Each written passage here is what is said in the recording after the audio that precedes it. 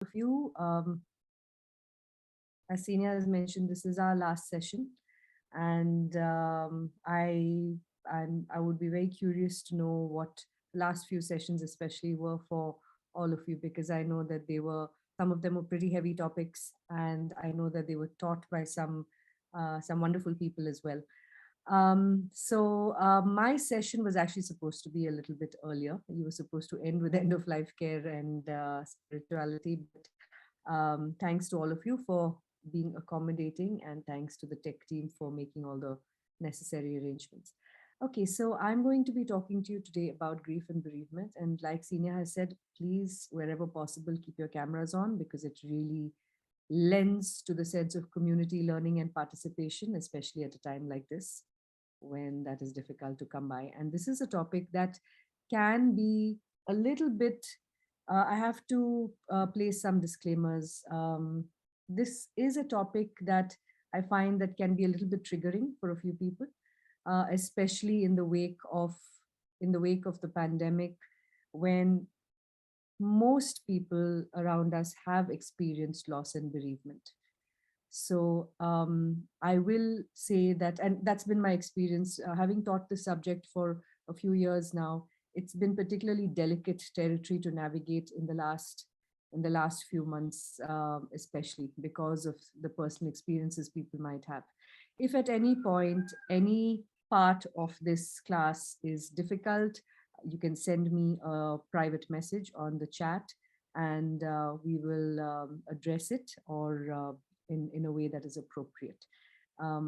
Okay, so I just want to give you all that disclaimer. There is primarily what I'm sharing with you today is pretty textbook. And usually I do an exercise with the group that allows for better insight and experiential learning. I'm not going to do that exercise today because, one, we're on Zoom, and two, if there is a fallout from that exercise, then I'm not there to facilitate, you know, bringing things back on track. So with that, let me not waste any more time. This is a long topic, so there is grief and bereavement. Typically, I would have liked to split the two topics, but we're going to try and just go through all of this together at one shot. And as you all know by now, whenever you have questions, comments, reflections, please feel free to use the chat box or to raise your hand. And we will stop from time to time to gather the reflections from the group. All right, so let's get started. Grief and bereavement. Okay. So we know that grief is a pretty universal thing. And if you're human, you will experience grief. There is no two ways about it. There is not one person in this group or in this room or in this class who has not had some experience with grief. If there's anybody here who has not had an experience with grief, please raise your hands, because that would be a very, very uncommon thing. But it's a universal phenomenon. And grief and the rituals of mourning are healthy adaptations to loss. Now, I want to highlight the fact that it is a healthy adaptation. If you experience a loss, the healthy thing to feel is grief. And then we have these rituals of mourning that have emerged anthropologically, culturally, socially, to help us navigate this time of loss and grief. And different cultures have different rituals of mourning. So I'm just going to quickly stop here for a moment and just check in with the group. I know that people are still trickling into the room, but what are some of the rituals of mourning that all of you have in your communities? When you experience a death or a loss, what are some of the rituals that your community performs together in order to go through that experience together, or to make the experience a little better, or to help with the healing, perhaps?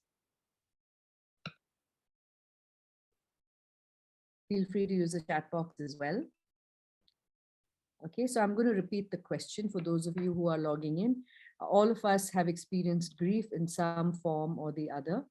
And my question to you is that, what are some of the rituals of mourning that you have in your community, in your, in your traditional practice, that are used to come, deal with these kind of experiences of loss?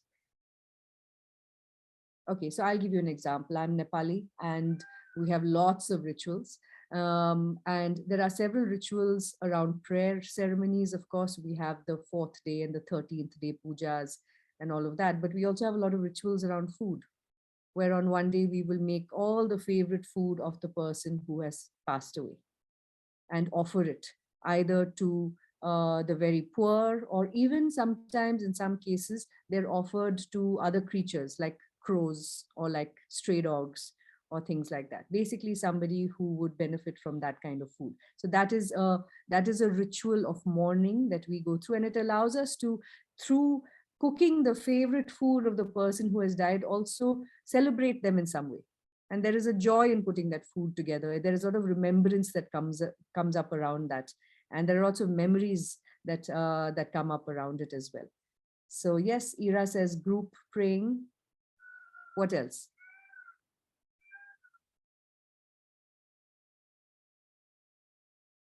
People visit them, and I'm assuming that's a family, to offer comfort for several days. Also, for the first few days, people bring food such that the family doesn't have to cook any meals. Yes, yeah, that's a ritual of mourning. Yes. What else? There are some very interesting rituals of mourning from different parts of our country. In some parts of the country, you actually have professional mourners who are hired. Do you know about this? Yeah, in Rajasthan, you have them. In Rajasthan, yeah, Yeah, yeah. they call rudalis. Yeah. So what would be the purpose of the rudalis? Why do you need professional mourners?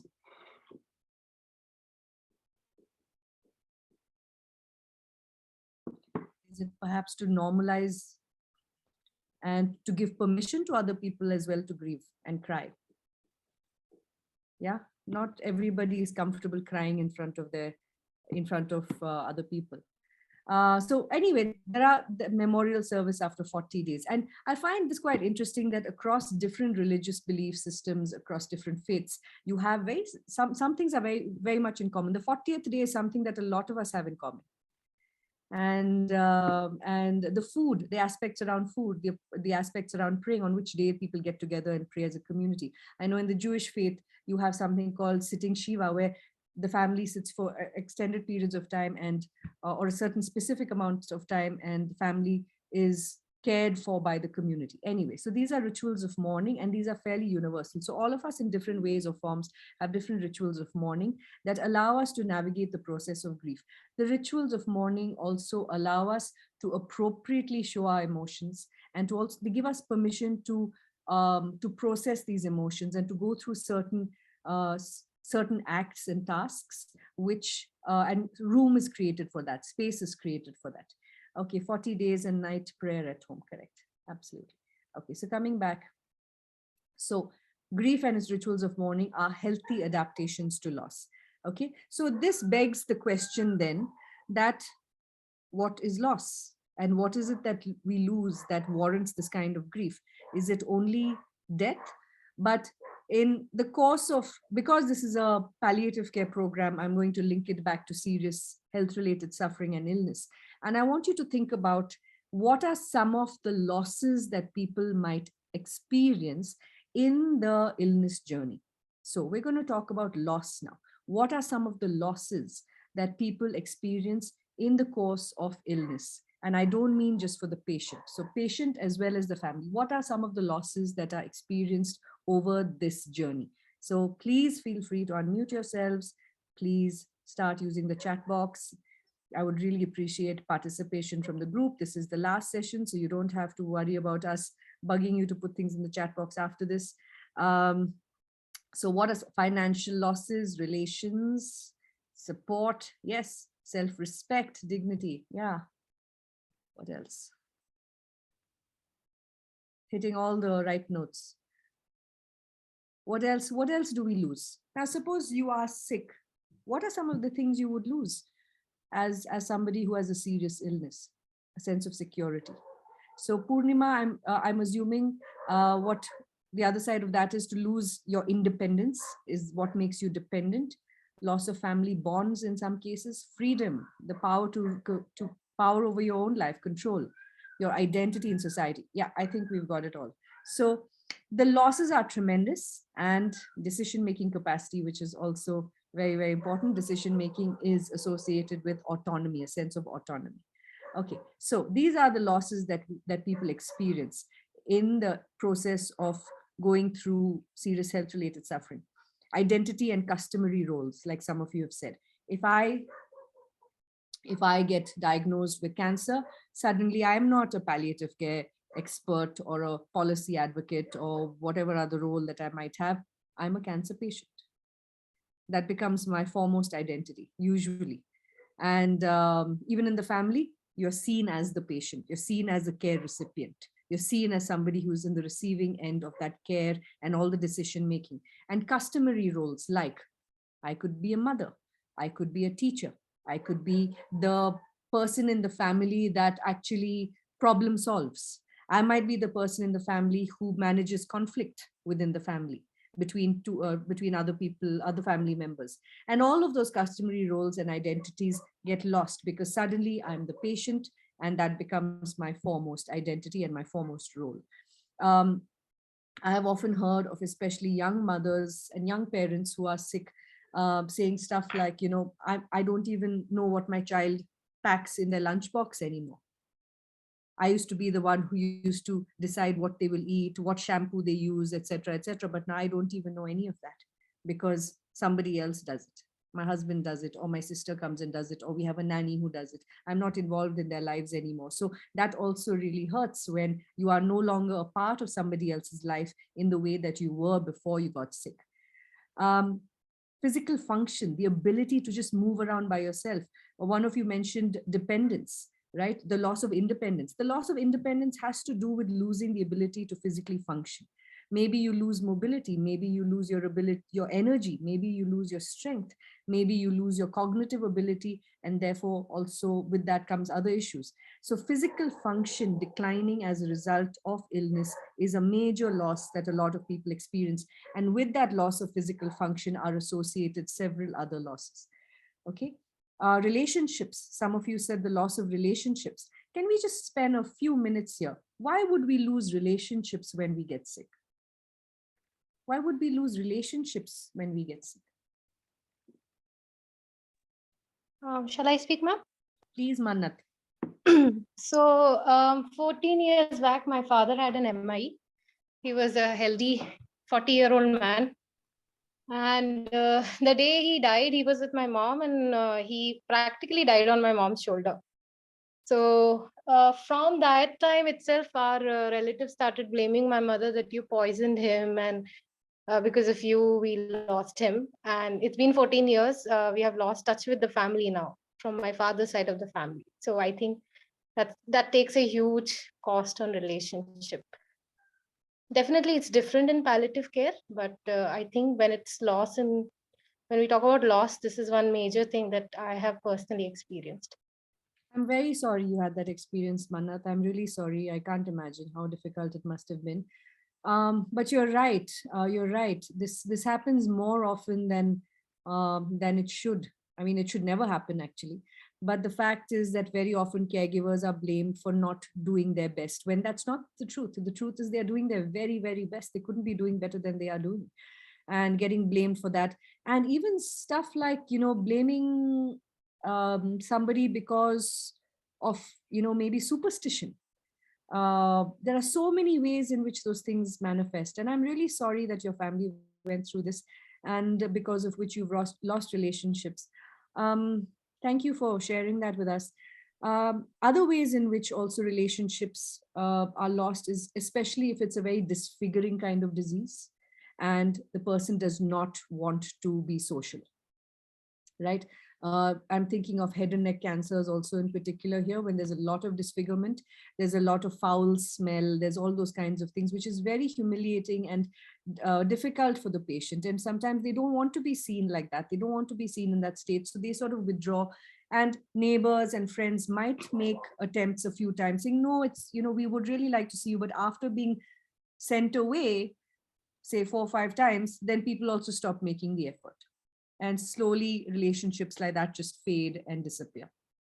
There could be conflict in the family because of various reasons. Caregivers may not agree with one another, right? Or it could just be that the patient is neglected. It sometimes there are stigmatized illnesses, right? There could be stigmatized diseases. And if somebody has a disease that is traditionally stigmatized, like say tuberculosis, or a disease that might have some sort of like sexual transmittance issues connected to it. It could be things like HIV, stuff like that, substance use disorders. All of those things are very stigmatizing illnesses and can then cause further isolation from people around you. Cervical cancer. About 40%, I think, of women who are affected by cervical cancer are abandoned by their spouses because they are no longer able to have sex, or because, because it is something that has affected them in their genital region. And there is a lot of stigma attached to that as well. So that is a global statistic, by the way, about cervical cancer. So that is also a breaking away of relationships. So many different reasons why relationships are lost during an illness. And even caregivers, because their duties require them to be by the patient all the time, their social relationships deteriorate. You don't go and meet your friends and hang out and go for a movie or do those things that you would have otherwise done, because now your caregiving duties are so demanding. Okay. And financial, Abhijit, is that a question? Yeah, I mean, sometimes people shirk away from helping the person financially. So that's also one of the reasons why they stay away. Yeah. The patient. Yeah, because they also think that the family might ask them for money. Yes, correct. Yeah, that's yeah. And this is especially true of the extended family who suddenly disappears. Mm. Material and economic losses. We know that being sick in India is is a curse, especially for the very poor, because not only do you have a disease, you also run through your finances quite quickly. We don't have a system in India that protects people from that kind of financial destruction. And very often people end up taking incredible loans, incredible amounts of, they go into debt, they sell their homes, they mortgage their properties, people's education, all of that. So material and economic losses are also massive. And I don't want you to only think about what is lost, what we already had. I want you to also think about future losses because of not having the money to invest in education or to invest in employment, or or to just be able to get out of the house. Okay. Time, we lose time. The patient has lost time. They're losing time because they have a well, there's I would say a very harsh way to say it. There is an end date, right? And they might have had aspirations for beyond that time. But also, I want you to think about the time that is lost on a day-to-day basis, where so much time just goes into planning somebody's care and executing that care. Now, doctor's appointments, driving to this doctor's appointment, going to this hospital, spending hours in the lobby of a hospital, just trying to get registered, getting them the right bed, getting the and all of that time, which was earlier used in other pursuits and in other things, that time is all gone for caregiving.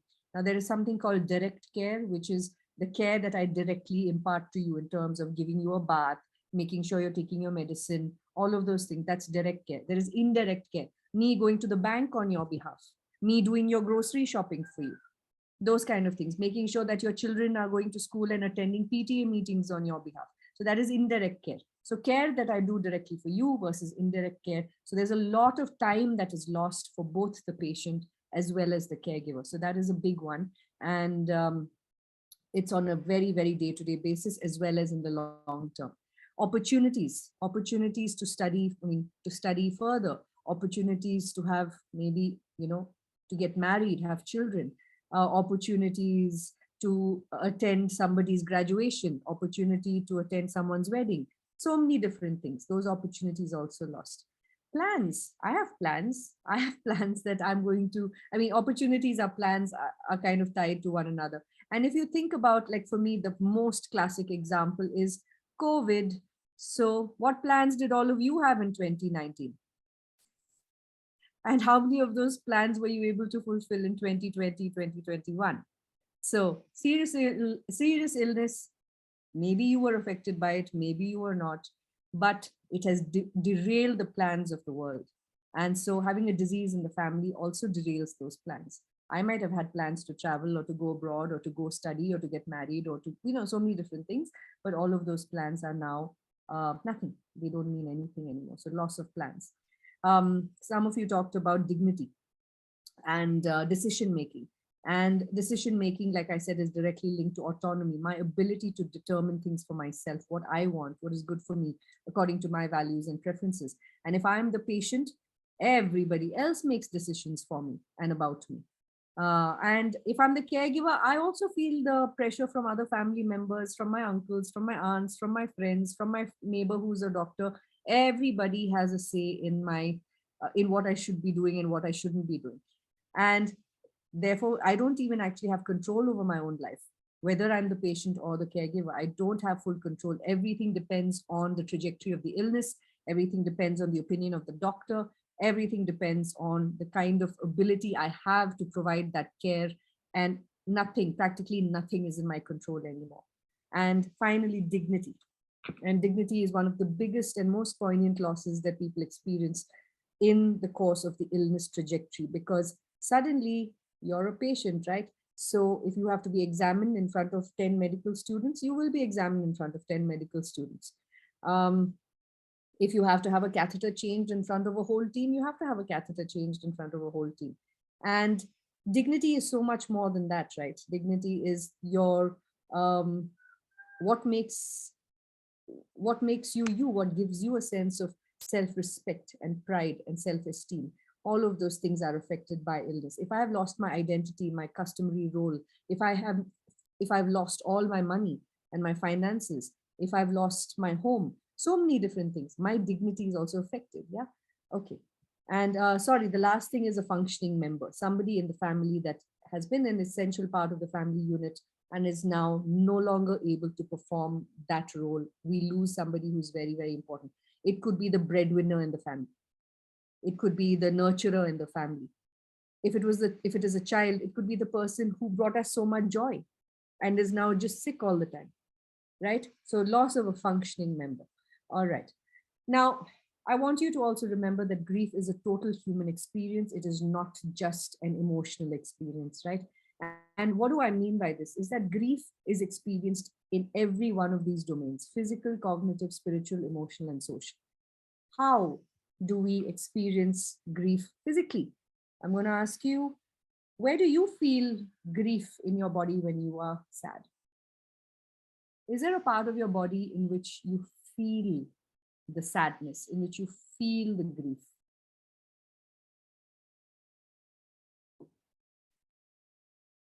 Which part of your body responds or doesn't respond or stops responding when you are grieving? Mind. Okay, I want you to think of the body. I want you to think of the physical body. Okay, the mind, of course, yes, we will come to that, and shows up on the face. Breath. Yeah, breath. Someone wants, Usha, do you want to talk about how that happens? Does your breath become shallow? Breath become faster. Faster. Okay. Some people have difficulty breathing, taking deep breaths. Some people get headaches. Some people get headaches from crying too much also. Chest pain. Yes. Shows up on the face. Chest pain, crying, eyes. How about your throat? How about a tightness in the chest? What about your stomach? Some people eat a lot when they're sad. Some people don't eat at all when they're sad. I tend to eat a lot when I'm sad, unfortunately. So yeah, your appetite is affected. Yeah. It affects people's bowel movement. So many things, right? Okay, so you get it. So also, like I said, there's a knot in your stomach, there's a knot in your chest, your throat feels tight, sometimes you can't speak. So grief does, as with all big emotions, does manifest physically as well. And so don't let anyone tell you that grief is a purely emotional experience. It is a physical experience as well. Some people feel a heaviness in the limbs. They're not able to move. They're not able to get out of bed when they're grieving. They don't have the energy to get out of bed. And grief does that. It saps you of energy. It fatigues you sometimes. Okay. Cognitively, some of you said it affects the mind. Cognitively, intense grief can affect your decision-making capacity, your problem-solving capacity, your memory, and your ability to pay attention. If you're grieving about something, your ability to pay attention to a task that requires cognitive presence is affected. Your ability to make logical conclusions, to logically, because then there's a lot of emotion there. People have memory losses when they have grief. Their memory is affected when they're grieving, when they're deep in grief, or maybe they're remembering a lot more, right? So it has a cognitive impact. Spiritually, reasoning doesn't work. Yeah, you're not able to reason. Exactly, you're not able to reason. No logic, no decision making. Spiritually, and we've talked about spirituality before. Here, we don't just mean spirituality in terms of religious faith, also, although that is included, but spirituality in a sense of connection, hope, meaning, and purpose. I lose hope when I'm grieving sometimes. My sense of meaning and my sense of purpose as a caregiver. Am I doing enough? Am I doing the right thing? Maybe I'm not good enough for this. Maybe I did it all wrong and that's why I lost this person. What is the purpose of me having taken care of this person for 2, 3, 5, 8, 10 years when this person suffered so much in the end? What was the meaning of all of this suffering and all of this loss that we experienced? Or it can even make you spiritually resilient. It can go the other way as well. It's not something that will always have a negative impact. You might spiritually develop, more strength, a sense of connection, a sense of purpose. That can also happen, right? You can start seeing meaning in different things. It can completely alter your sense of your belief system even. And emotionally, of course, we know that grief has a massive impact emotionally and socially, because grief is experienced, between people. And if I'm grieving, I may or may not rely on my social support to get me through. If I have the social support, then I grieve better. I grieve in a healthier way. If I don't have the social support, grief might turn into something else. It might be a much darker experience for somebody without social support. So it is a social experience as well. We experience grief in the tapestry that we are part of with society at large. And it is also determined by what society allows you to grieve for, how you can grieve, and what are the rituals of mourning also that are acceptable to society, right? Okay, so we'll come to that in just some time. There are several factors. That affect, that influence grief. And I'm not going to go into this in much detail, but for those of you who are interested, you can look up certain, key theories. One is attachment styles. And what is attachment style? Attachment style, if I'm going to really simplify it, and some of you here are psychologists, so you can chip in and add to what I'm saying. Attachment style is the way I attach to my primary carer when I am small, when I'm a child, will largely determine the way in which I deal with my relationships and the loss of relationships in the future. Now, if I have healthy styles of attaching to my parent or to my primary caregiver, and what do I mean by healthy styles? That I know that I'm secure in this relationship. If the person leaves me and walks out of the room, I don't go into a panic attack because I think that this person is leaving me. I know I'm securely attached enough to know that my mother will come back into the room. When I go and I require affection, I'm met with affection. And therefore I'm secure in the relationship that if I need affection from this person, I am going to get it. And this is a safe person for me. So there are different styles that are healthy, and there are unhealthy avoidant. There's avoidant styles. There's a lot of unhealthy styles of attaching where there is a lot of anxiety in the relationship. And I feel like I have to constantly prove myself worthy of this attachment. And this happens with approval. I'm constantly seeking the approval of my parents or the approval of the people around me. And if I don't get it, then I think that I've done something wrong. So there are different, it's a very complex, convoluted theory. But attachment styles, whether we are healthily or unhealthily attached to the adults and to the primary people in our lives, affects how we will deal with loss later on. So have you heard of this term called separation anxiety, which is if I'm attached to somebody and I'm separated, the minute I'm separated from them, I get anxious and it shows up in my behavior. Okay, that is a style of unhealthy attachment. And similarly, so if I have unhealthy attachment styles like that, I'm going to find it very, very, very hard when the time comes to lose this person, because it's going to trigger a lot of deep psychological processes for me as well. So I've given you a reference, Mary Ainsworth's study. If those of you are interested, please do look it up. And attachment styles is a whole area of study in grief and bereavement and palliative care. It's a very classic psychology paradigm. So please look it up if you want to, if you're interested. Another factor that influences grief is the way the family is structured. Who is in the family? Who constitutes the family? What are the groups? What are the subgroups? The parent unit, the sibling unit, the parent-child unit. There might be, is there 3 generations? Is there 2 generations?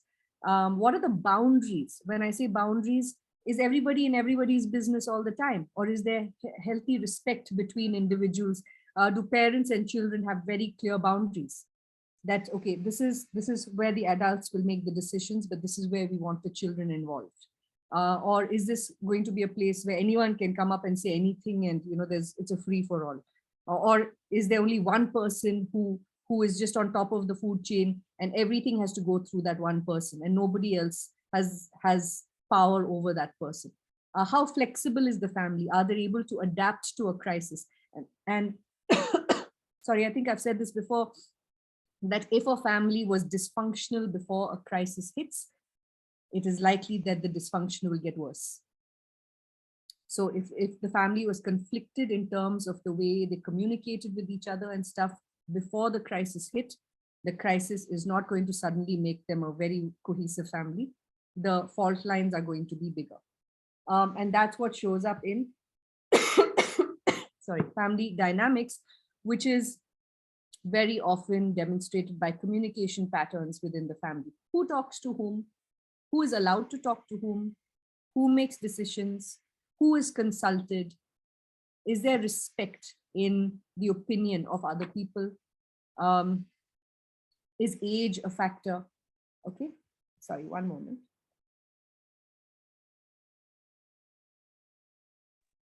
Sorry. And also in that case, we have social support.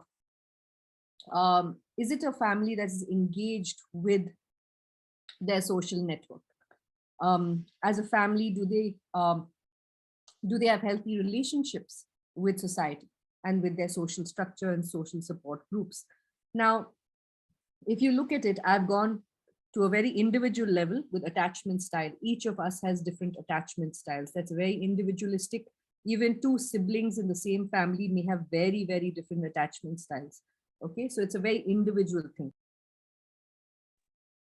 And from there, we zoom out to the family structure, what the family looks like, the family communication pattern, who talks to whom, how do they talk to one another, what is the level of respect, what is the level of boundaries that people have with one another, and finally zooming out to the social support to society at large. So from a micro to a macro level. This is a more recent set of studies that came out in 2010, Doka and Martin. There's a really good book called Contemporary Theories in Grief and Bereavement, and Doka and Martin feature quite a lot in that. So grief is something that is experienced, it is something that is expressed, and it is something that allows us to adapt to a loss. So there are 3 aspects to grief: how it is experienced, how it is expressed, and how it is used to adapt to a loss. The 3 may be very different from one another. How I experience the grief may be very different from how I express it. And we'll talk about that in just a minute. Okay, so traditionally, typically what happened was that we would, I want you to think about how grief is manifested in people. And what I mean by that is determined by gender, for example. Okay? Men don't cry. It's okay for women to be more emotional. I'm talking about stereotypes, yeah? Typically, where we come from, culturally, isn't it true that women are seen as more emotional than men? And therefore, it is okay for them to express their emotion, right? So, does this mean that men don't feel those emotions? Or are they conditioned to keep their emotions in check? So I'm just putting these thoughts out. I want you don't necessarily have to share your opinion on it, but I want you to just turn this over in your head. Okay, so when it came to grief and bereavement, across the world, there were very gender stereotypical ways of seeing how grief was experienced and expressed. If you see a woman crying at a funeral, it's acceptable. Man also, yeah, the funeral service, of course, he sheds a few tears and all, it's fine. But apart from that, if, even if we look at how we talk to children in our families, okay, don't cry now. You have to be the grown up. And now especially if it's a male child, now you have the response. You're the man of the house now. Okay, you don't have the luxury of sitting around crying about this. Okay, so there were lots of gender stereotypical ways in which grief and bereavement, grief was the experience of grief was outlined. And so a bunch of theorists got together and said, hey, this doesn't work, because it's not true. It's not so binary. It's not so black or white. And so they then came up with feminine and masculine ways of expressing and experiencing grief, which they found was still gender stereotypical. Then finally, they came up with this thing, which is intuitive versus instrumental, because it doesn't have a gender stereotype attached to it. Intuitive. Now, again, we all have intuitive and instrumental sides to us. It's not that we are only on one side of the spectrum, but it's likely that we operate, one part is more dominant than the other, okay? Now, intuitive people are typically people who are able to invest more energy in affect, emotion, feeling. They're able to spontaneously express their feelings. They can share their inner experiences. They're more open about sharing their feelings and experiences with people around them. There are others who would like to possibly invest their energy more in cognitive pursuits. They don't really want to, they're more task oriented rather than emotion oriented. And they prefer to discuss problems over feelings. Okay, so how do we solve the problem rather than how I feel about the problem? Okay, and so each of us might shift between instrumental and intuitive. I might be intuitive at home and more instrumental at work. Okay, I'm not going to sit and share my innermost feelings with my colleagues, even if I'm deep in grief, because that hampers my functionality at work. But at the same time, I'm at least able to be intuitive with somebody. There are people who are unable to be intuitively present with anybody. How they are at home is how they're at work also. Okay. Now, there are people who are able to be both, like I said, and there are people who are dissonant, where they might feel something very deeply, but society doesn't allow them to express themselves in a similar manner. So, suppose you're a man who has experienced a deep, deep, deep loss, and it has affected you and it has really debilitated you. This loss has really debilitated you. You are still expected to get up and go to work and get on with it. Is anybody going to allow you to just loll around in bed and cry all day long? I highly doubt that's going to happen. Right? So there is but there is a tension that builds when you are so deeply affected, but you are not given the space and room to grieve proportionately. And that's where the dissonance comes in. Similarly, there might be women who are extremely logical and instrumental, who don't cry when there's a loss. And what do we say about those women? So unfeeling. Doesn't feel anything. My God, so insensitive and cold. stone-hearted. Yeah. But I could very well just be very good at keeping my feelings to myself and not crying, and rather focusing on solving the problem. So it goes both ways. Okay. But typically, when we talk about experiencing and expressing grief, the current models that we now follow are usually of this. Is somebody more intuitive or is somebody more instrumental? It destigmatizes the gender stereotype. So when you talk about grief and bereavement, try and use this language rather than masculine and feminine language. Okay. And because this will then slowly allow for more and more people to be included in the spectrum. And it's a lot better. We all know about Elizabeth Kubler-Ross and the 5 stages of grief. And I have a great ton of deep regard for Elizabeth Kubler-Ross and the work she did, because she's the one who first talked about grief in a way that was, to be able to look at it, examine it, and to really give it the importance that it deserves. But over the years, her 5 stages of grief have been misrepresented in a way that people believe that these 5 stages happen in a particular sequence and all 5 have to happen. It's not true. So the 5 stages, which are denial, anger, depression, bargaining, and acceptance, don't necessarily happen in this order. Next, you don't have to go through all 5. You can skip a step or 2. You can also get to complete acceptance and still be angry that this has happened. So the framework given to us by the 5 stages of grief was a very important one, because it acknowledged that grief is a very complex human experience that really goes through various different emotions and thought processes. But we need to remember that it is not linear, it is not sequential, and it's not necessary that we go through all 5 stages. And it's not stages in a sequential sense. Okay, I'm going to just quickly touch upon some more newer theories. One of them is Struby and Schut. I'm pretty sure I'm pronouncing that wrong.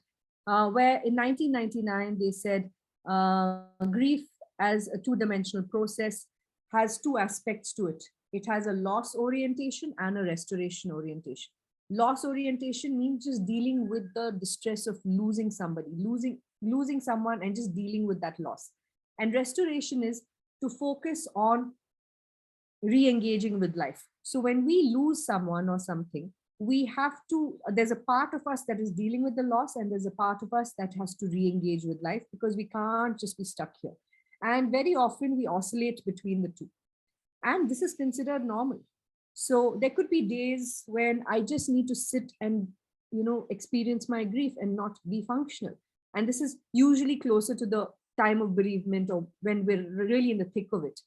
And it's an acute phase. But as time goes by, I expend less and less energy on the grieving process and more energy on re-engaging with life. Now we're going to talk about that in a few minutes. But so they see grief as a 2-dimensional process, and over a period of time, restoration takes up more space, whereas initially it's loss orientation that takes up more space and energy. And as somebody who is in the healing and helping professions, your job is to normalize this for the person and say, it's absolutely okay. There is no point at which you will completely overcome your loss and completely re-engage with life. Anniversaries, reminders like a perfume or a food or something might trigger extreme emotions of grief and loss again, and that is fine. But then you come back to more restorative related activities. Another framework was given to us by William Worden, and he actually talks about grief in the framework of tasks. And according to him, in order to go through grief, you have to go through a few tasks. And some of you who are psychologists know about developmental psychology. What we talk about in developmental psychology is that human beings are not just children, but human beings are required to accomplish various emotional, social, mental, and physical tasks, and then move on to the next phase. So, when you're a child, you have different developmental milestones, right? Your first is to sit up and then whatever. I'm skipping a few steps, obviously, but to be able to roll over, sit up, eat solid food, walk, all of those things. These are developmental milestones. And it's only when you complete one developmental task, then you can move on to the next. If you haven't learned how to walk, you can't run, right? If you haven't been able to master the task of mobility, you're not going to be able to master certain other tasks that require coordination. And so those are physical. But similarly, you have cognitive and emotional and mental tasks also to develop and attain those tasks, those milestones. Now, I should be able to, that's why when we study math, we go through our multiplication tables, right? Before we get to the other math. And I've forgotten all my multiplication tables, but you have to go through certain sections in order to be able to problem solve further. So that is the framework of developmental psychology, where we say that you have to complete a task in order to move on to the next. So William Worden basically took this task-based framework and applied it to grief. He said, in order to overcome grief, you need to go through certain tasks. And it's only when you complete one task can you move on to the next. And sometimes they will overlap. And what are these tasks? So mastery of one task impacts mastery of higher order tasks. And you might have to revisit it and rework over time. And all of these tasks are influenced by what we call mediators of mourning. Now, I will talk to you about mediators of mourning. That's one of the most critical pieces. But what are the tasks that William Worden says that we have to accomplish? One is we have to, first of all, accept that the loss has happened. If we haven't accepted the reality of the loss, we are not going to be able to healthily work through the grief. So task one, accept that the loss has happened. And this is not just verbally accepting it. You have to emotionally accept it. And you find a lot of the times people say, yeah, I know it's over, it's finished. No problem. It's okay. He's in a better place. He's not suffering anymore. I've accepted that he's gone. Emotionally, they've not accepted it.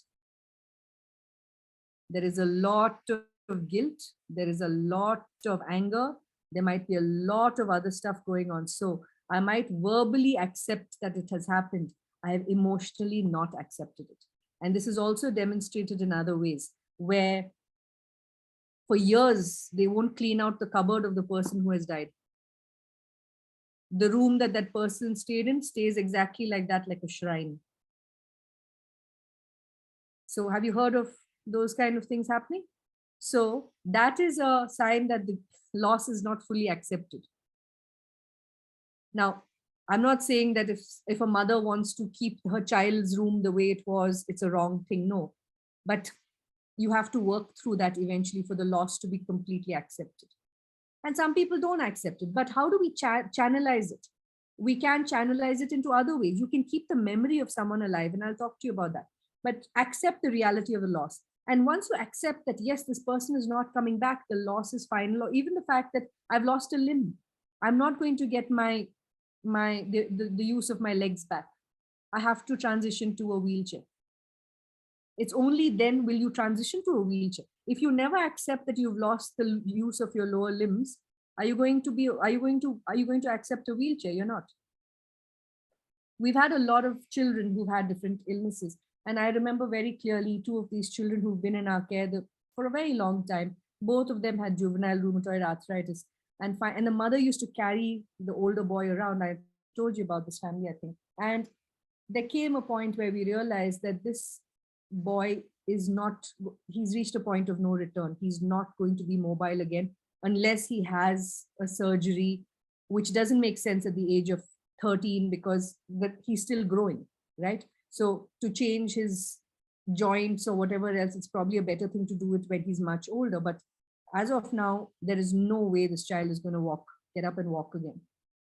It took a 3-hour conversation with the child and the mother to get them to slowly start accepting it, not accept it fully. It took a series of other conversations. We presented the wheelchair, I would say at the end of the week. And this little boy got in the wheelchair. It was also necessary because it was giving his mother backaches to be carrying this child around. So we put him in the wheelchair and we took him for a spin, etc. And up until then, the child was fine. But I remember at one point, he just stopped the wheelchair. He asked us to stop and he just started crying really, really bad. Why did that child suddenly start crying when he was in the wheelchair after all this 1 week of not saying anything?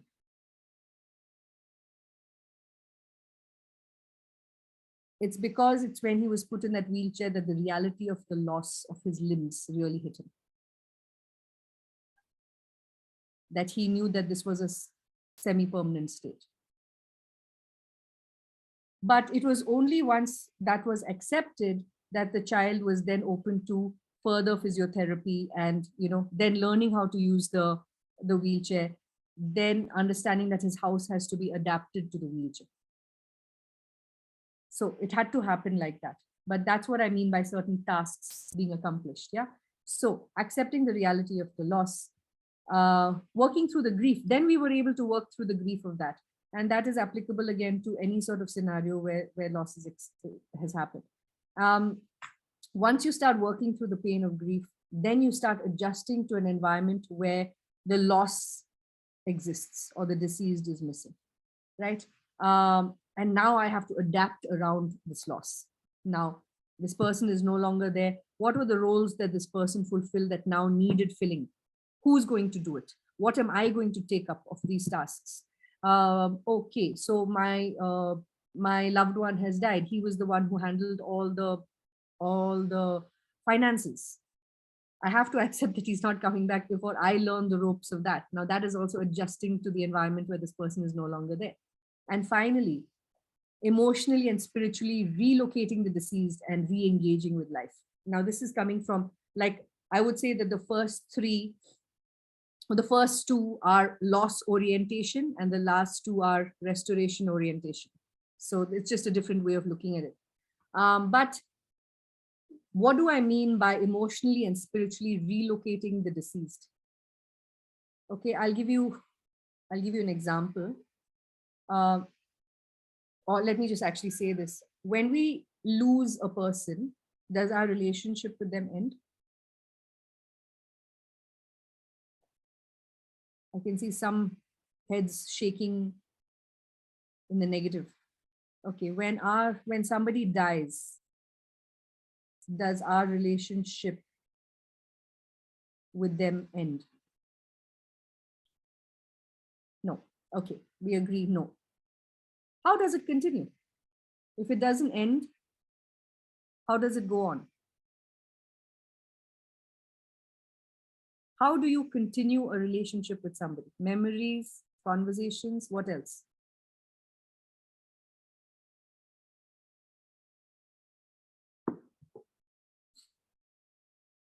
Memories, conversations, that's one way.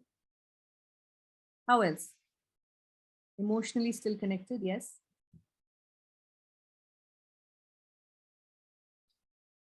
Fulfilling their dreams, yeah.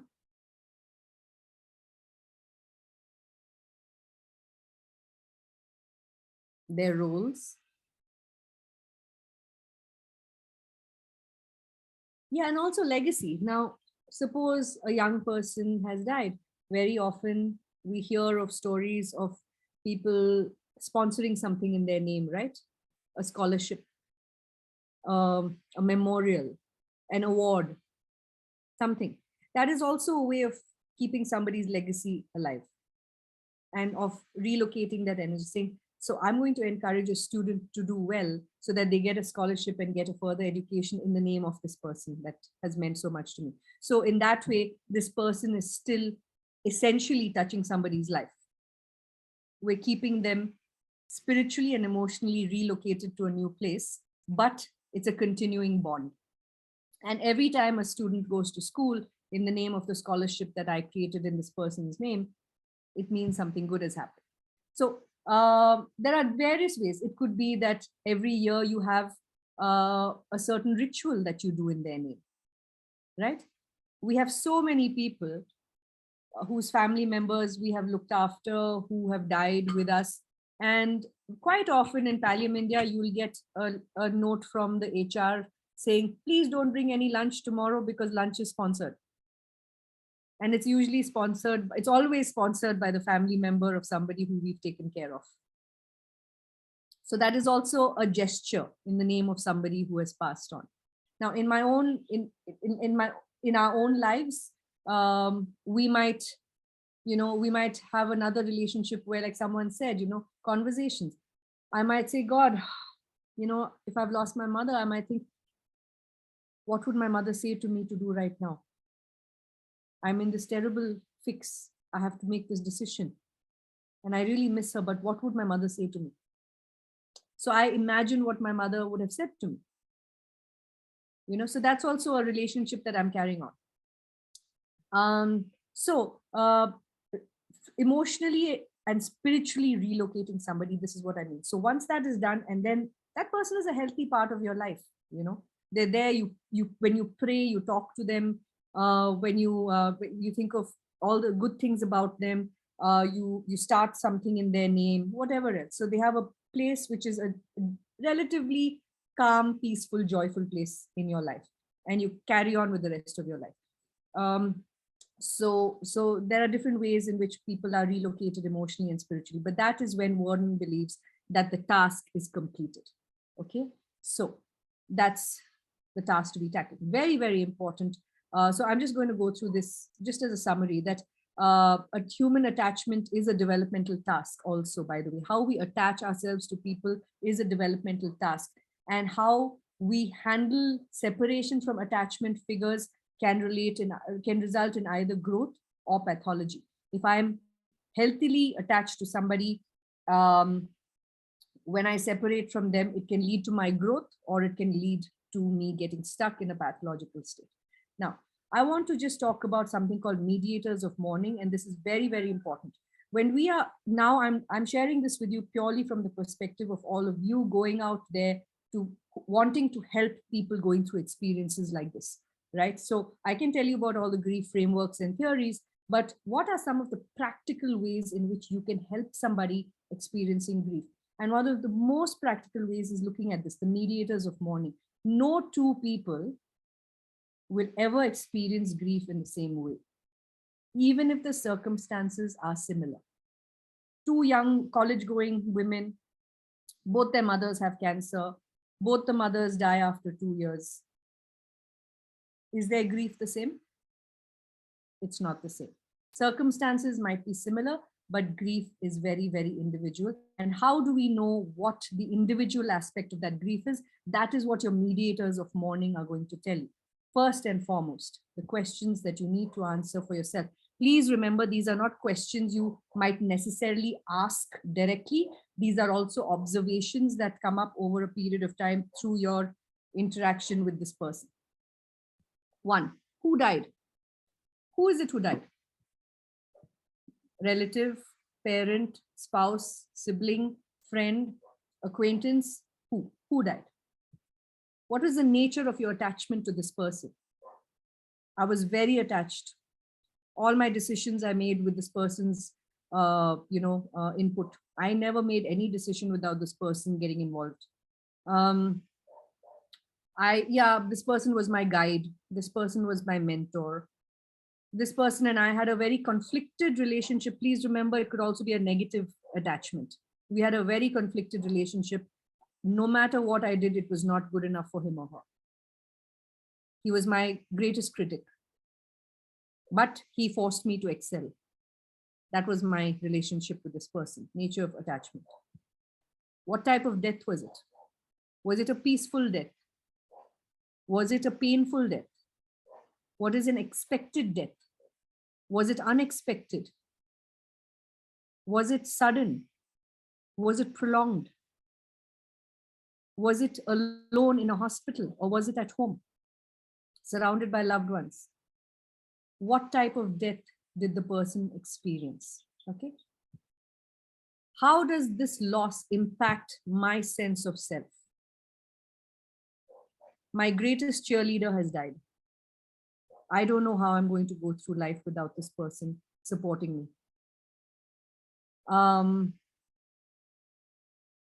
This person was the breadwinner. I was always the one at home. This person was the one who managed all the finances. I never did it. Okay. And now I don't know how to do this. I feel really helpless. Impact my sense of self. How does it impact my sense of self? This person was an abuser. I'm suddenly free of abuse. I took care of this person with a degenerating disorder for 10 years. I was caregiver, day in, day out, I was caregiver. Now I suddenly have time and space. But now I don't know who I am if I'm not a caregiver. What do I do with all this time? I don't know what to do. Between the ages of 30 and 40, I looked after her. When all my friends were having children and stuff, I gave up my whole life to look after this person. I gave up that whole decade. Now what do? I can't catch up. I lost the 10 best years of my life being a caregiver. I gave up the opportunity to get married in order to look after my ailing parent. I gave up on my education. Now what do? Okay. What are my previous experiences with loss? How have I dealt with loss in the past? Have I fallen apart when I experienced a loss, or was I able to manage loss in a healthy way? This will give you a very, very strong indication of how equipped this person is to deal with loss now. If you find that the last time this person completely fell apart, it's going to tell you something. Yeah. So previous experience with loss. And if you remember, I had I think in one of the earlier sessions, I talked about spirituality, like the tools, the spirituality tool, right? Assessment tool. And one of them is about who gave you a sense of support and strength at a time like this, and who helped you the last time to overcome your loss. Those are very important resources for you even now. My friends, my grandmother, whoever else, right? Okay. How well or badly were earlier losses handled? This is similar to this. Now, I would even differentiate the two, saying previous experiences with loss could also be how many losses has the person suffered? Has the person never suffered a loss before? Is this their first loss in a big way? Is that going to complicate things? Or is it a multiple loss? In 1 year, they've lost 5 people. And now this person saying, enough, I can't deal with this anymore. This is breaking point for me. Is it multiple losses, compounded losses, several losses, no loss? I mean, this is the first loss. So all of those things also, experience with previous losses includes that, and how badly or well were the previous losses handled? Okay. Next question. How much social support do you actually have? Can they rely on the extended family? Or like someone said, the extended family just disappears. Do they have friends? Are they part of a church group? Are they part of a religious group? Are they part of a, is the school going to support them? Do they have siblings, friends? Who's going to support? Secondary losses caused by the death. Okay, now secondary losses caused by the death. This can be complicated. I'll just come back to this. Okay, secondary losses caused by the death. Now, what are some of the secondary losses with the loss of somebody? I'll give you an example. Loss of status. My husband has died, and now that he's dead, I don't have the same status in society. Okay. It could be that my family member has died and I have a huge debt to pay for the medical costs. So in order to pay the debt, I have to sell my house.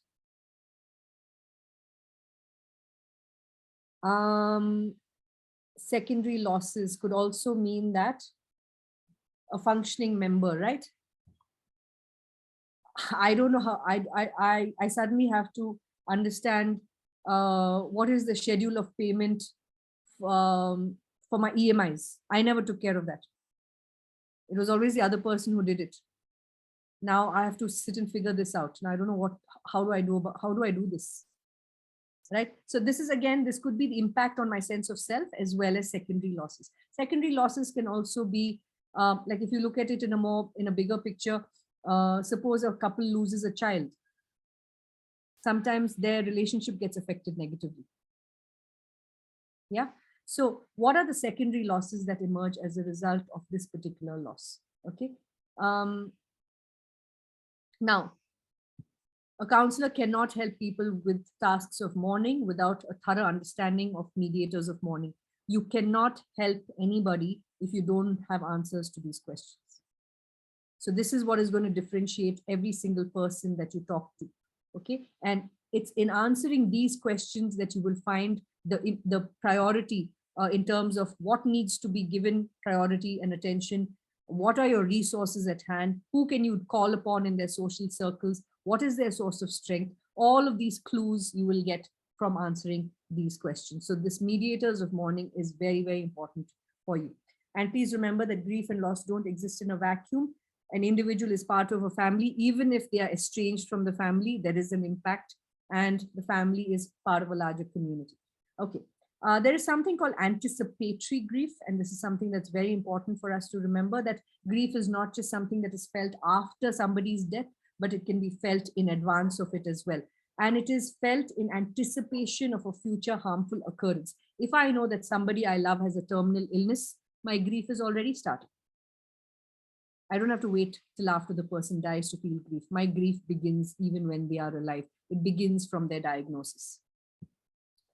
And anticipatory grief requires working through several kinds of fears, because fear and anticipatory grief are tied to one another. I feel grief when I have lost something. I feel anticipatory grief in the anticipation of a loss. Okay. So what are some of the losses? And because I'm anticipating a loss, I'm fearful of when that loss will happen, right? I know that the disease is going to make my family member immobile. I'm so scared. When is that day going to come? So loss, grief, and fear are very closely connected.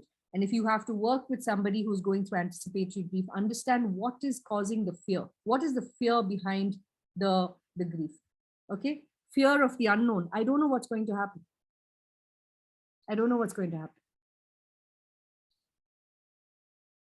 So you can actually have a conversation around this. Tell me, what are you afraid is going to happen? I'm afraid that my loved one is going to suffer. I'm afraid that my brother is not going to make it back in time before he dies. I'm afraid. So there could be various answers, and then that will give you a clue on how to work with them. Fear of loneliness. I'm going to be alone. Okay. This is where palliative care has a big role to play, because we assure them that they're not going to be alone in their journey. Fear of loss of family and friends. Because of me, my family is suffering. My friends have stopped coming around. My wife doesn't, she's not spending any time with her friends. So she's just looking after me all the time. But at some point, I'm also going to be a burden. So all of those things. And loss of body function. I'm afraid I'm going to be dependent. I don't want my daughter to have to give me a bath. Loss of identity, big one. Okay, so anticipatory grief requires working through fears. So when somebody is telling you that they're grieving even before that loss has occurred, try and work with the fear behind the loss. Okay. Now, complicated grief, I'm not going to go into it in detail, but complicated grief is basically intense and long-lasting grief, which does not go through that, doesn't go back to restoration orientation.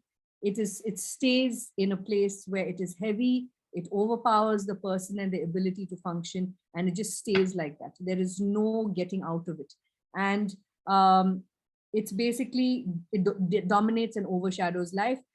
After COVID, chronic grief is now called prolonged grief disorder, and it has now been included in the Diagnostic and Statistical Manual of Mental Health in 2020. It has been recognized as a serious thing, and that's because of COVID, because all of us in COVID have experienced things that for a lot of people may result in complicated grief or grief that does not go away.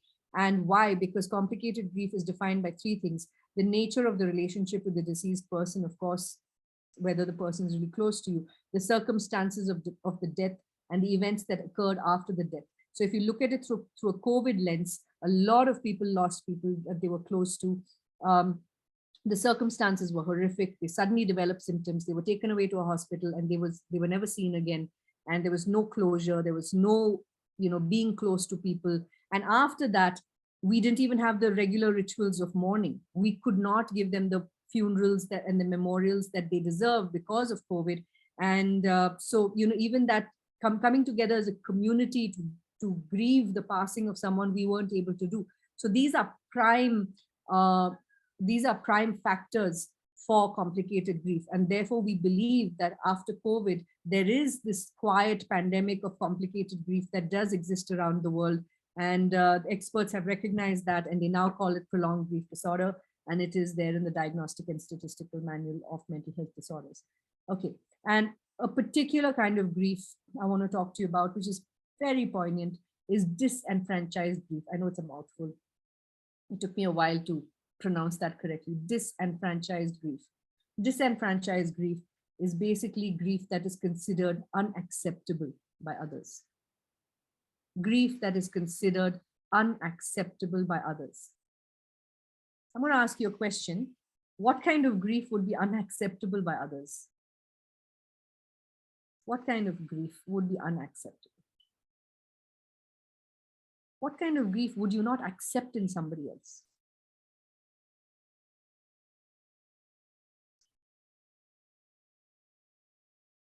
Feel free to use the chat box. I'm just mindful of the time, so I'm going to move on ahead. If the relationship is not recognized by others because they didn't know you had a close relationship. Okay, if it was a relationship that was not known about. If it was a clandestine relationship, it was a relationship that people didn't talk about because it was not acceptable. It could be intercaste, inter-religious. It could be same sex. The relationship was real, but the family or society does not approve as it is a non-traditional relationship. Like I said, again, same-sex marriages, LGBTIQ relationships, again, intercaste, interreligious, whatever, that is not acceptable. It could be an affair. It could be an extramarital relationship. It could be so many things. Or it could also be a result of the fact that the way the person died is not supported as other deaths, like a drug overdose or a suicide. In some cultures, suicide is considered and is not given the same sort of space as other kinds of deaths. If somebody died of a drug overdose, usually a lot of people have a lot of very cruel things to say about that. No? It was a choice that they made. It was a bad decision. It was a series of bad choices that they made. So these are areas, these are examples of when the grief becomes disenfranchised. The people who are grieving are not given the same level of empathy, support, and sympathy as other people would be given. Okay, and this is particularly poignant and particularly sad. It is also experienced when the loss is not a person, but it could be a pet. A lot of us believe that our pets are as good as family. For some people, they are stand-ins for family. A failed marriage. Now, suppose I recently met somebody who had been divorced just a few months after a prolonged marriage, and they got divorced and stuff. And then her husband suddenly died of a heart attack. And this was just a few months after their divorce. And she was telling me how the family just looked at her really funny and they said, "What are you doing here at the funeral?" She said, "Just because we were suddenly divorced, I was not allowed to grieve him when I lived with him for 20 years. So she experienced that. So that's also disenfranchised grief. Unfulfilled dreams, financial loss or business loss, loss of health. Now, this is especially true when it is a caregiver. Now, suppose I've had to give up going to college in the US because suddenly that money was needed to pay for my mother's cancer treatment. It's very difficult for me to acknowledge that as a loss and for people to empathize with me for it, because look at the bigger picture. The patient's needs are always more important than the caregiver's needs and dreams in our culture. And very often the caregiver is made to feel like they're being selfish if they express sadness over this loss. But it is the loss of a big dream. So that can also be disenfranchised grief. Okay, so let's pay attention to that when we talk to caregivers of patients that we care for. And okay, unresolved grief, grief that is not resolved, grief that we hold on to, that we don't express, can have many manifestations. It can come up as serious disease, physical ailments. People can be stuck. There are some people who just become really angry. They stay angry or they stay depressed. Okay, they get stuck in a particular stage. A lot of behaviors, which is just, you do something and it looks like you're actually setting yourself for a failure, where, just behavior that is high risk, very, self-sabotaging behavior in terms of just knowing that something is bad for you and still going ahead and doing it. Okay, self-sabotaging behavior, suicidal ideation or attempts, a marked alteration in style of living in terms of hygiene, in terms of health, just lifestyle choices, not eating healthy, just not cleaning up after yourself, not having a bath, all of those things. So serious disease, so that can also manifest. And disruption of important relationships. Now suddenly all your other relationships also start falling apart. And there's a lot of like negativity that comes into other relationships as well. And so it is very, very important that we pay attention to grief.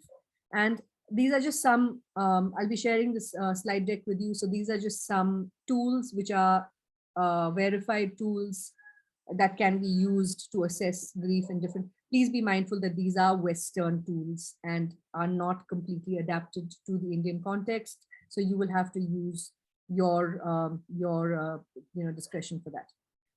Okay, and what are we hoping for when we talk about grief counseling?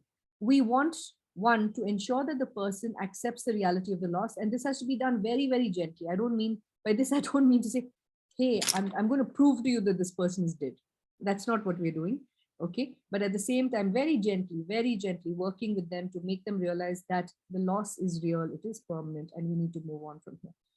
To help the bereaved deal with both the experienced as well as the latent effect, the parts that we're not talking about. To help the bereaved overcome impediments to readjustment. What is getting in the way of you adapting to your life? How can I help you with that? And to encourage the bereaved to make healthy emotional withdrawal from the deceased and say, okay, life is not over and it is okay for you to reinvest energy in other aspects of your life and in other relationships. And I don't only mean like, romantic relationships and stuff like that, but also just in your friendships, in your social circles and those kind of things. And we have to manage grief. And in order to manage it, we have to give people sufficient time to grieve. You can't expect people to all get over their grief at the same time. Some people take a lot more time than others. And typically people resolve to a level of functioning. It takes about a year. Some individuals and families need more time, and that's fine. Okay, as long as you see some progress happening. But, and this is something that I think all of us need to contribute towards, to advocate for sufficient time off work for bereaved, especially in the first few weeks of bereavement. Expecting humans to come back and just work like normal people when they've experienced a deep, deep loss is just cruel. And so we should advocate for that in all our workspaces. And what we need to also help people understand is that grief spikes continue for life through events, holidays, anniversaries. So these are things that, when they say time heals everything, it's not true. You will have times when the grief will resurge, and that's absolutely fine. It's absolutely all right. Okay, I'm not going to go through the myths and facts. Like I said, I'm going to share these slides with you, but these are very obvious things. I'm just going to let you read through them later. I want to spend a few minutes on children and grief. We have a lot of misconceptions about children. And one of the biggest misconceptions is that children are too young to understand grief. We have to protect them from loss and pain. Children don't feel grief the way adults do. It's fine. And I don't know what to say to a child if they're grieving. I won't say or do the right thing. So it's better I don't talk to them at all. If I talk to them about what grief they're experiencing, I might upset them. So it's better I don't talk to them. And let me just get rid of all reminders about the loss. If they have lost a dog, we'll just pretend that there was never a dog, or we'll just get a new dog very quickly. Okay, so we'll get rid of any reminders of what the person has lost or what this child has lost. And if they're not experiencing grief, they're not grieving, then why must I go and talk to them? Acha, he's outside, he's playing, he's eating, he's happy. Why must I go and talk to him about his grief unnecessarily? The child is okay. The child doesn't feel grief the way we adults do. Now, the reality of it is they understand a lot more than adults realize. All children experience loss and they need to learn how to cope. You cannot protect children from loss. If you don't teach them how to deal with loss, it's only going to get much worse when they grow up. If you protect them from loss, take away the reminders, don't talk to them about how it feels to have lost something, they do not develop the coping skills to deal with losses later in life. They think it's something that they can't talk about. They think that, nobody's there to support them, and they don't learn how to cope with it. So it's very, very important that you sit down with the child and really sort of understand what that loss means to them and how we can work through it. They may not feel grief like adults do, but they feel it in their own way. And if I'm afraid that a child is going to ask me questions and I don't know what to say to them, I have to remember that there are no right or wrong answers. I have to just be as honest as possible with them. Okay. I might upset them. No, they're already upset. They may not show it, but you can go sit with them, give them a hug. They're not going to be upset. They're just going to be glad that somebody is giving them the comfort that they need. And if you take away the reminders, it's only going to tell the child, the only subconscious message you're giving the child is that it is wrong to think about the person who has died. I'm going to take away that photo. I'm going to take away the books. I'm going to take away this, he gave you a present. No, let's get rid of it. Let's put it in a box and forget about it. Because every time you look at that present, you think of that person and you get upset. No, they have to learn to work through their grief. And if you hide all these things, then this child thinks, oh, it's wrong for me to talk about this person. And they may not know how to show that they're grieving, but children are they're very sensitive. They might notice that all the adults around them are upset. And so they might be playing it down and it might show up later. Okay. And children's developmental concepts of death, this is a slightly tricky one, but just stay with me on this. Children go through a series of stages in their understanding of death. Okay. Now that is dependent on how old they are and how much cognitive development has happened for them. And understanding the stages helps to guide how we will talk to them about death and grief. How we talk to a 4-year-old is very different from how we talk to an 8-year-old, is very different to how we talk to a 10-year-old, a 12-year-old, and a 16-year-old, because children go through major milestone developments. A 4-year-old, for example, does not understand metaphors. He takes words literally. So if you say your grandmother went to sleep and never woke up, he's going to literally believe you. Okay. Whereas older children understand the concept of metaphors. They can take something abstract that you say and actually understand it. So you have to be mindful of what words you use, because, for example, the metaphor of God, right? Where did grandpa go? God loved him so much, he took him to keep him with him. Okay. 4-year-old literally believes it. Now, what is that 4-year-old going to think of God? I don't want God to love me. I don't want God to love my mother, because then he'll take her role. You get what I'm saying? Now, an older child can understand that better, right? So there are only honest ones. Now I'll give you an example of an honest, slightly scary answer. What happens in a funeral? And if I'm Christian and I say, during the funeral, we bury grandma, grandpa, whoever, you bury them in the ground, but won't they suffocate? Now, this is when you explain to them the irreversibility of death and say, it's not going to hurt grandma or grandpa because they don't need air to breathe. That's what death means, that they don't need air to breathe. So they're fine. But what will happen is, so yes, maybe later, it does help to make plants grow better. So in that way, grandma is contributing to life continuing. So now I'm just saying there are various ways in which you can handle it, which is not untrue.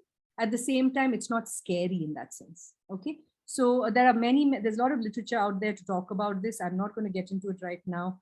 And so you just have to know where the child is in the developmental stage, and please tweak your language according to that.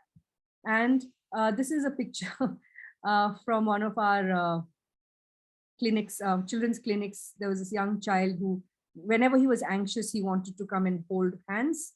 And one day I was making them all draw the outline of their hands, and he wanted me to do the outline of my hand over his. So even metaphorically, he wanted that comfort. So they are very astute. They know what they're saying. Okay. All right. Children, they need information. You have to give them information because children are very imaginative. If you don't give them information, they will fill those gaps with their imagination, which could be completely wrong and very, very scary and not true. Okay, so give them information. They need reassurance that somebody is going to be with them. They're not left alone. They're not abandoned.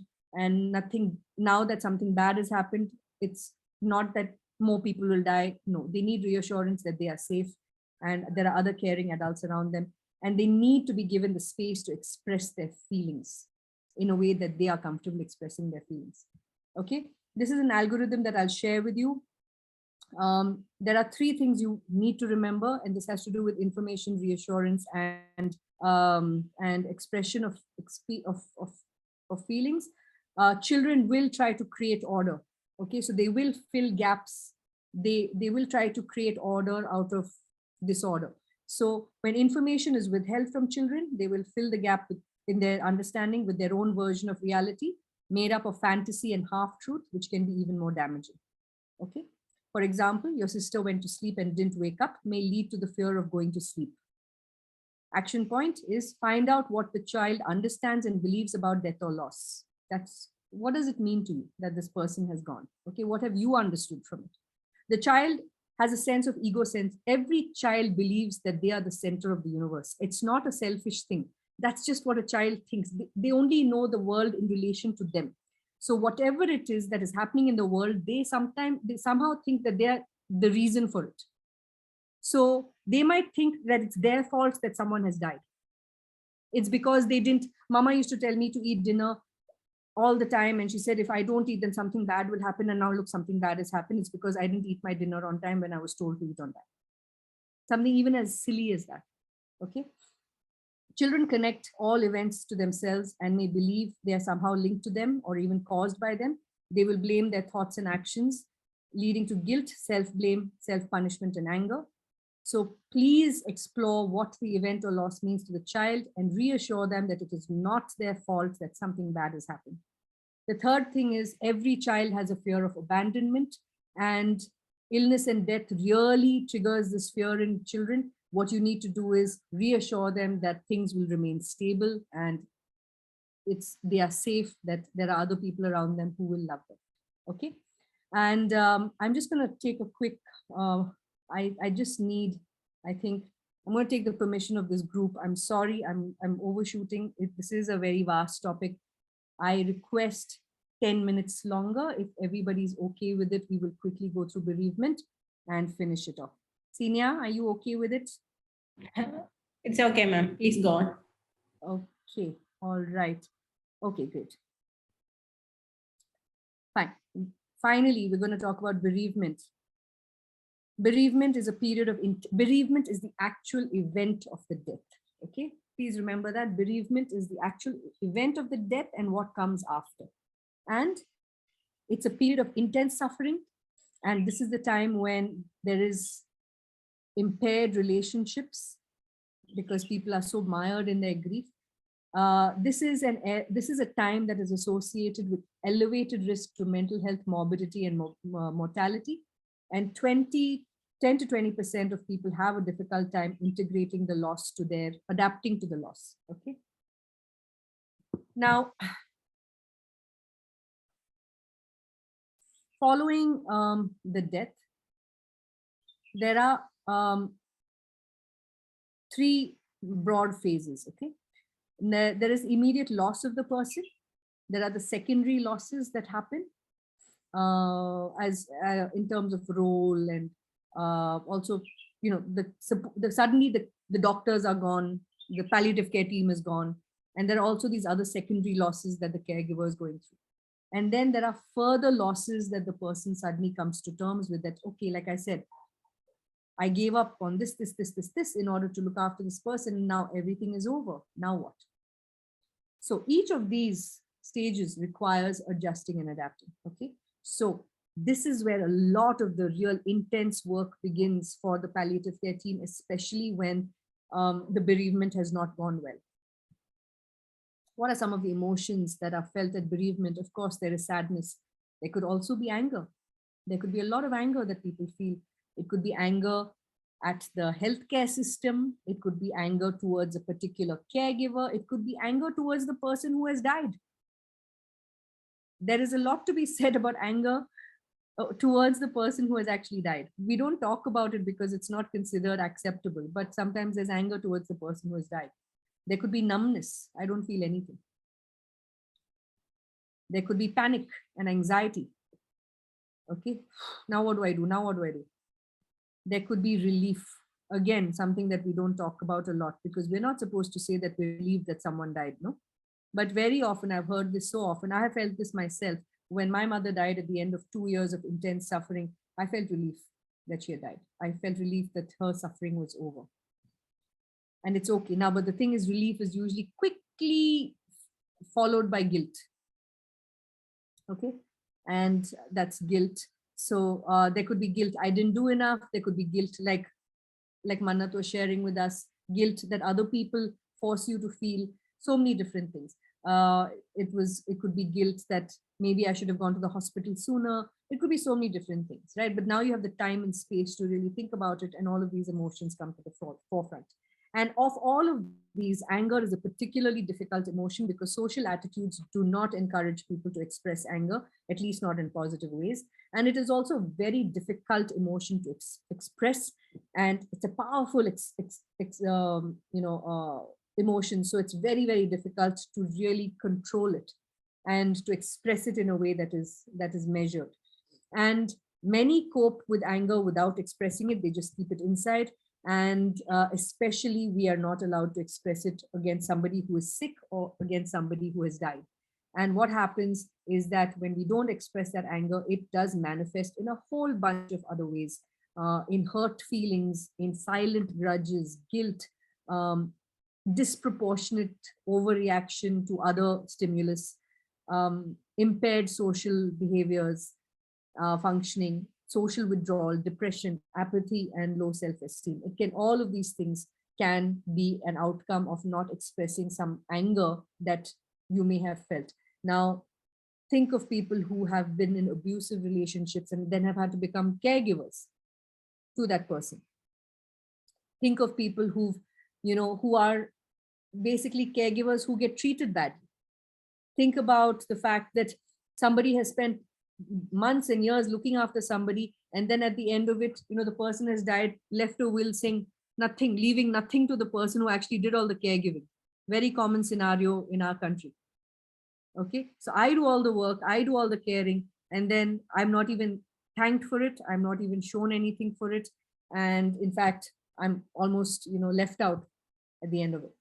Now, protective factors in bereavement that you need to look out for as helpers is where are the secure relationships within the family and the community. Sometimes it may not be with the family, it might be with community members. Look for healthy coping styles, personality traits, previous experiences. This is where your mediators of mourning are very important, because how did they cope with previous losses, and where did they find social support and emotional and spiritual support previously? That's where you need to look again. Look for social support for them. Look at their ability to communicate. Are they intuitive or instrumental grievers? If you find that somebody is putting in a lot of energy into work and all of that, maybe they're instrumental grievers. Maybe that's That's the way they show their grief. Work with them on that front. Don't force them to talk to you in emotional language. Let's talk in problem solving language or decision making language. Okay. And appropriate and timely healthcare responses. This is when we have people in our care as palliative care teams or as medical and healthcare teams. Make sure that people get the appropriate care in a timely fashion, because if they don't, then later on this could be a source of guilt and resentment and anger for them. And when you're providing bereavement support, you need to identify and support their coping strategies. I need to see, okay, I can see Sunanda here. So Sunanda, through her, mediators of mourning and through my various conversations with her, I find that Sunanda is a very resilient person who relies very heavily on her social, on these one or two close friends. And how can I encourage her to spend more time with them at a time like this? Okay, maybe I find that she's always been a creative person, and she finds that she finds solace and comfort in craft. How can I get her to engage more in those activities which she finds healing? Okay, identify and reduce risk factors. Now, suppose there is somebody who is in a conflicted relationship. Now, how do I minimize the conflict in that relationship? And what if somebody tells me that, yes, this person is veering towards more substance use, alcoholism, etc. I need to identify that as a red flag and work on it as soon as possible. Identify and facilitate protective factors, the factors that I just talked about. Who in their circle is helpful to them? What is their healthy coping skill? What are some of their sources of strength? And I need to capitalize on that. And establish a channel for future support. Me as a provider of care, I have to ensure that line is open, and I give them the opportunity to reach out to me in a realistic and appropriate way. Now, there are 5 stages of bereavement support. I'm not going to, spend too much time, but this is very important for you. Initial intake and assessment, when the patient first comes to you with the family, that's when you assess. Okay, I'm going to talk to you about this in a little more detail. When the death is imminent, when you know that the person is going to die soon, the day of the death, when the person dies, the day the person dies, 2 weeks after the death, and 1 month after the death. These are the 5 points of engagement that you need to really, really pay attention to. When the person first comes to you, and I'm going to share these slides, you have to assess the caregiver's risk of complicated grief through their attachment styles, through the burden of care on them, through the losses that they're going to experience, the secondary losses that will happen. Is it the breadwinner who is sick? What is going to happen to this woman or this man after the person dies? Do they have financial security? Do they have other social support? Is there an elevated risk of self-harm or current levels of psychological distress? And what I can do is provide them with information and psychoeducation. And you can read through the strategies yourself. But when I first encounter somebody, this is the kind of assessment I'm doing. The day when I know that the person is about to die, okay, and I need to make sure that the family is aware that the death is imminent wherever possible, because it shouldn't come as a big surprise to them. And usually if we do our job correctly, it's not a big surprise. The family is in lockstep with the palliative care team. So as the person deteriorates, the family also knows that things are getting more advanced. Assess the family preparedness for death. Are they prepared emotionally? Are they prepared practically? Okay. And you need to provide them with practical information such as signs of imminent death. What will happen? You can expect that the breathing will become, it'll become irregular. Depending on the kind of illness that the person has, you will find that she'll go deep into unconsciousness. You might find that, so various things that you can let them know about. The blood pressure is going to drop, so on and so forth. And with the right person in the family, you might want to check, who do you want to be present right now? Which family members do you need to call? Where would you like the caregiver and family? Where would the caregiver and the family like the death to occur? If they're in the hospital, ask them, would you like to take him home now? What can we do to facilitate it? Who is to be notified? Okay. Now, at the time of death, on the day of the death, you need to connect with the social support system who the bereaved people trust. Assist the family with very practical tasks like filling out forms, arranging for an ambulance, so on and so forth.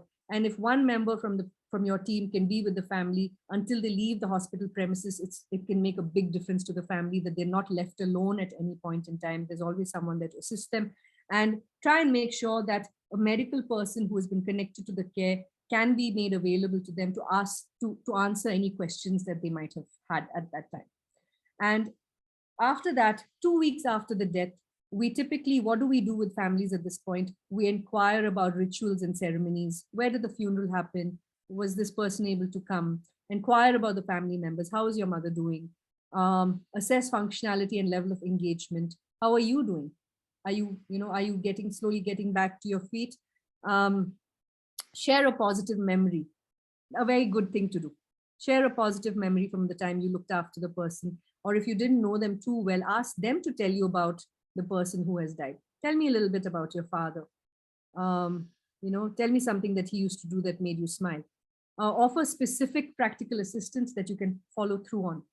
Please only offer things that you can follow through on, and bring up any other concerns that they may have shared with you earlier and ask how things are on that front, but only if appropriate. Like, for example, I'm so worried that my brother won't come because he's been so angry with my father.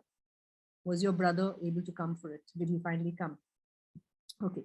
1 month later. Why 1 month later? Because this is where the dust has settled, the relatives who have visited are gone. And, now is when the person is really dealing with their grief alone.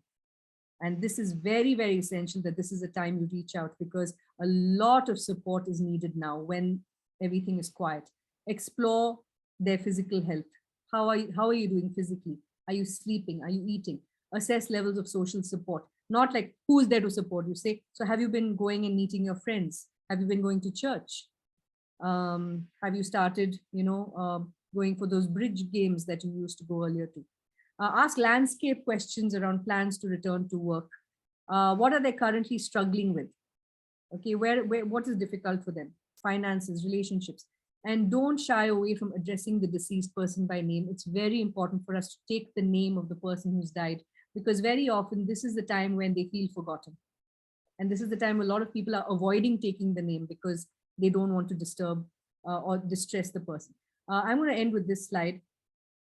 Very often, and this comes purely from my own experience of having met people who have experienced a loss.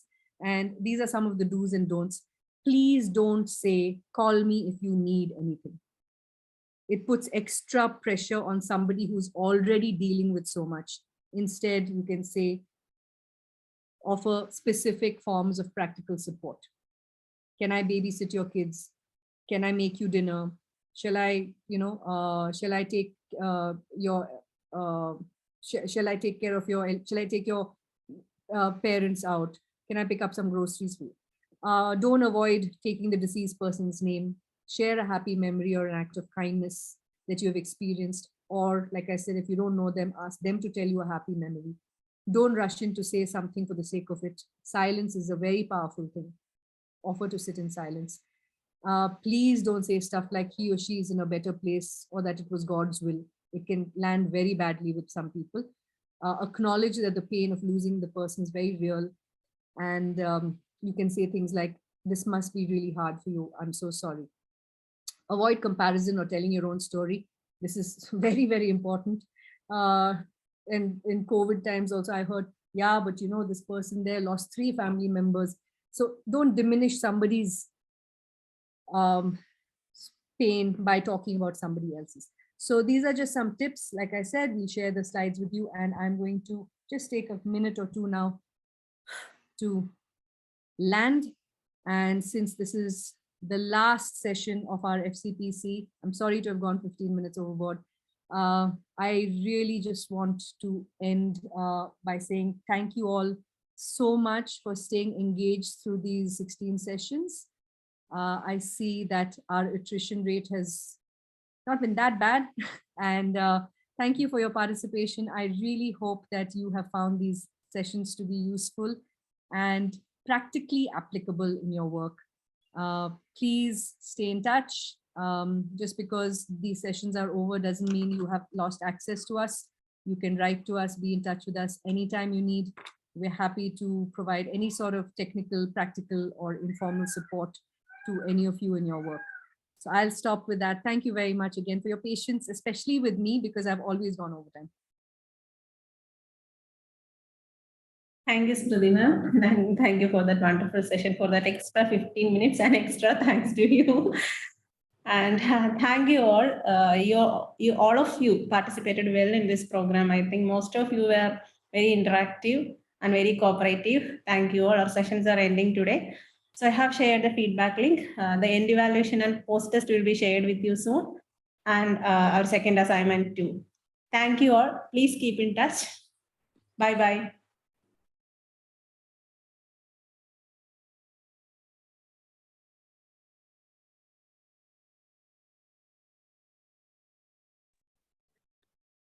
Yeah. What would be the next session after this, like for anybody wanting to learn more? We have a shortage of shortage of